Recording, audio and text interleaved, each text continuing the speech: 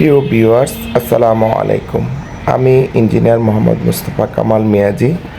আজ গ্লাস ফ্যাক্টরির অত্যন্ত গুরুত্বপূর্ণ একটি স্ট্রাকচার চিমনিতে ভিজিটকালীন সময় আপনাদেরকে শেয়ার করব।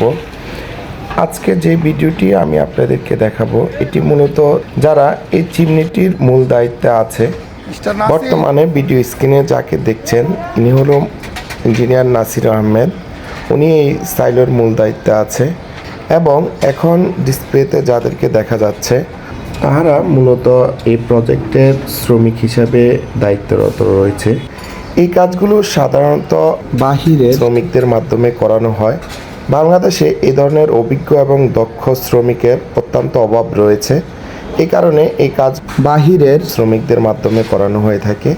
মূলত এই ধরনের বড় স্ট্রাকচার সবসময় হয় না বিদায় এ ধরনের কাজে অভিজ্ঞ লোকের খুব অভাব রয়েছে। এখন আপনাদেরকে সাইড ওয়াল সম্পর্কে কিছু তথ্য শেয়ার করব। এটা ওয়াল থিকনেস ভেরিয়েবল বর্তমানে 676 আছে। হ্যাঁ, এর নিচে কাস্টিং লেভেলটা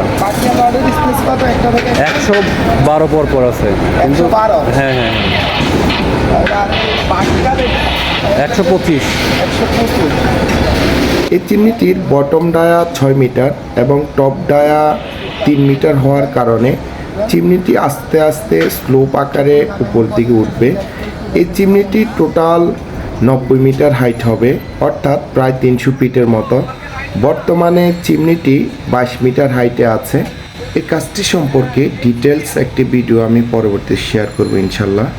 এখন ডিসপ্লেতে আমার সাথে যাকে দেখা যাচ্ছে উনি হলো এই কাজটির মূল ঠিকাদার বদরুদ্দোজা সুজন সাহেব। বাংলাদেশে একমাত্র উনি এই ধরনের চিমনি তৈরি করে থাকেন। এখন এই প্রজেক্টে দায়িত্বরত আরও একজন ইঞ্জিনিয়ার সাথে আপনাদেরকে পরিচয় করে দিব। আমাদের ইনি যে আছেন আমাদের সম্মানিত ফ্রেশ আরএমসির মিনাজ ভাই, উনি হচ্ছে আমাদের এই কংক্রিট স্পেশালিস্ট আর কি। স্পেশালি তিনি আমাদেরকে কংক্রিটের সাপ্লাই দিচ্ছেন। গাইড এ ধরনের কাজ যেহেতু অ্যাভেলেবেল না, সেক্ষেত্রে এই কাজটি সম্পর্কে আমার ফেসবুক এবং ইউটিউব চ্যানেলে আমি চেষ্টা করব আপনাদের সাথে ডিটেলিং শেয়ার করার জন্য। তো আজ আর কথা না বাড়িয়ে এখানেই বিদায় নিচ্ছি। আসসালামু আলাইকুম রহমতুল্লাহ।